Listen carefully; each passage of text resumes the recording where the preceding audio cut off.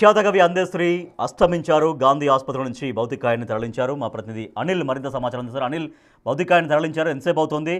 So దాంతోపాటుగా అంత్యక్రియలు ఎక్కడ చేయబోతున్నారు?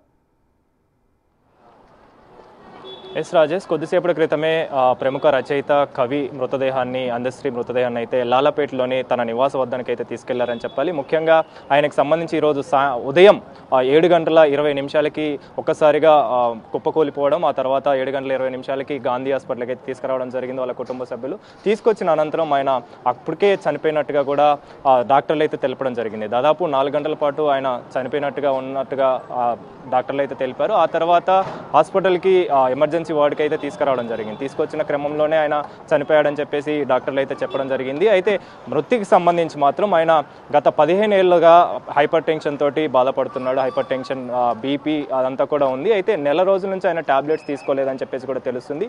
తీసుకునే క్రమంలోనే ఆయనకు సంబంధించి ఈ మధ్య అంటే 2-3 డేస్ నుంచి ఆయనకు సంబంధించి డిస్కంఫర్ట్గా ఉండడం, అంటే ముఖ్యంగా గుండెలో సమస్య రావడం, గుండె నొప్పిగా రావడం కూడా వచ్చిందని చెప్పేసి కూడా డాక్టర్లు తెలిపారు. అయితే వచ్చిన క్రమంలోనే ఆయన నెగ్లిజెన్సీ ఒకటి, అదేవిధంగా డాక్టర్ని సంప్రదించకపోవడంతో ఆయన మృతి చెందడం జరిగినట్టుగా డాక్టర్లు అయితే తెలపడం జరిగింది. ముఖ్యంగా ఈ సంఘటన విన్న ప్రతి ఒక్కరు కూడా, అంటే ఆయన లేరు అని విన్న ప్రతి ఒక్కరు కూడా ప్రజెంట్ అయితే దిగ్భ్రాంతి వ్యక్తం చేస్తున్నారని చెప్పాలి.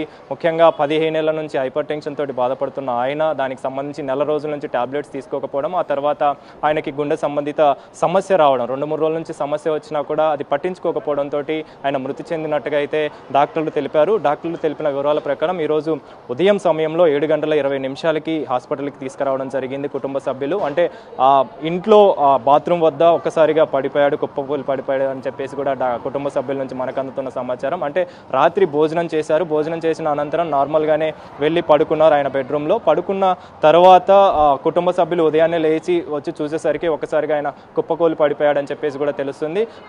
పడిపోయిన క్రమంలోనే అక్కడే ఆయన బ్రాడ్ డెడ్గా కూడా అయినట్టుగా కూడా అది డాక్టర్లు అయితే తెలపడం జరిగింది. తెలిపిన క్రమంలోనే 7:20 హాస్పిటల్కి తీసుకురావడం, అప్పటికే ఆయన చనిపోయారని చెప్పేసి డాక్టర్లు అయితే తెలిపారు. తెలిపిన తర్వాత కొద్దిసేపటి క్రితమే ఆయన మృతదేహాన్ని అయితే లాలాపేటలోని వినోబా నగర్కి అయితే తరలించారు. తరలించిన అనంతరం ఆయన సందర్శనార్థం అని చెప్పేసి ఈరోజు సాయంత్రం వరకు కూడా ఆయనకు సంబంధించి ఆయన పార్థివ దేహాన్ని చూసేందుకు గాను, అదేవిధంగా ప్రతి ఒక్కరు కూడా వస్తారు కాబట్టి, ముఖ్యంగా అందశ్రీ లాంటి వ్యక్తి, అందశ్రీ లాంటి కవి రచయిత మరోసారి ఇంకా రారు పుట్టరు అని చెప్పేసి కూడా ప్రతి ఒక్కరు కూడా దిగ్భ్రాంతి వ్యక్తం చేస్తున్న పరిస్థితి మనకు కనిపిస్తుంది. ఉదయం సమయంలో ఇలాంటి ఒక ఘటన, విషాద ఘటన వినిపిస్తుందని చెప్పేసి కూడా ఎవరు ఊహించలేదని చెప్పాలి. అలాంటి ఘటన, అలాంటి సంఘటన, విషాద వివరణ విషయం తెలుసుకోవడం అనేది ప్రజెంట్ అయితే తెలుసుకున్న క్రమంలోనే ప్రజెంట్ ప్రతి ఒక్కరు కూడా దిగ్భ్రాంతి వ్యక్తం చేస్తున్న పరిస్థితి మనకు కనిపిస్తుంది. కాబట్టి ఈరోజు మొత్తం సాయంత్రం వరకు కూడా ఆయనకు సంబంధించి సందర్శనార్థం అని చెప్పేసి కూడా ప్రతి ఒక్కళ్ళు వస్తారు కాబట్టి ఆయన అన్నిటి కూడా దృష్టిలో పెట్టుకొని ప్రజెంట్ అయితే సందర్శనార్థం కోసం అయితే పార్థివ దేహాన్ని చూసేందుకైతే వినోబా నగర్లో ఆయన పార్థివ దేహాన్ని ఉంచనున్నారు. ఆ తర్వాత రేపు ఆయనకు సంబంధించి గట్కేసర్ వద్ద ఉన్నటువంటి ఎన్ఎఫ్సి నగర్లో ఆయన సొంత ఇంటి దగ్గర అయితే అంత్యక్రియలు జరపనున్నారు. ఇప్పటికే సీఎం రేవంత్ రెడ్డి కూడా స్వయంగా ప్రకటించడం జరిగింది.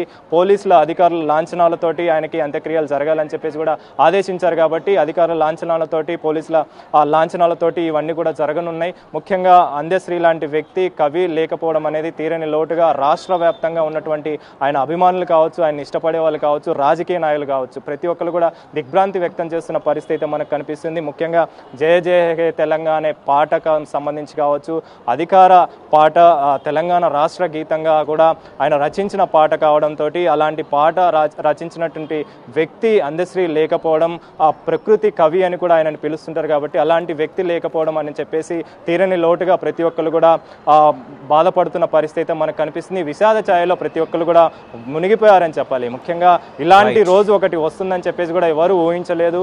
అంటే ముఖ్యంగా 15 ఏళ్ల నుంచి ఆయన ఈ హైపర్ టెన్షన్ తోటి బాధపడడం, ఆ తర్వాత నెల రోజులుగా ఆయన టాబ్లెట్స్ తీసుకోకపోవడంతో ఈ గుండె సంబంధిత సమస్య 2-3 రోజుల నుంచి రావడం, ఆ తర్వాత ఒకటేసారి ఈ విధంగా ఆయన మృతి చెందడం అనేది తీరని లోటుగా ప్రతి ఒక్కరు కూడా దిగ్భ్రాంతి వ్యక్తం చేస్తున్న పరిస్థితి మనకు కనిపిస్తుంది. కొద్దిసేపటి క్రితం ఆయన మృతదేహాన్ని లాలాపేట వద్దకైతే తీసుకెళ్లారు ఆయన నివాసానికి కుటుంబ సభ్యులు. తీసుకెళ్లిన అనంతరం ఆయన సందర్శనార్థం అని చెప్పేసి ఈరోజు సాయంత్రం వరకు కూడా అక్కడే ఉంచుతారు. ఆ తర్వాత గట్కేసర్లో ఉన్నటువంటి ఎన్ఎఫ్సి నగర్లో ఆయన నివాసానికి అయితే తరలించనున్నారు. తరలించిన తర్వాత ఆయనకు సంబంధించి అధికార లాంఛనాలతో ఆయనకైతే అంత్యక్రియలు జరగనున్నాయి. Rajesh. Right, thank you Anil. ఈ ఉదయం ప్రఖ్యాత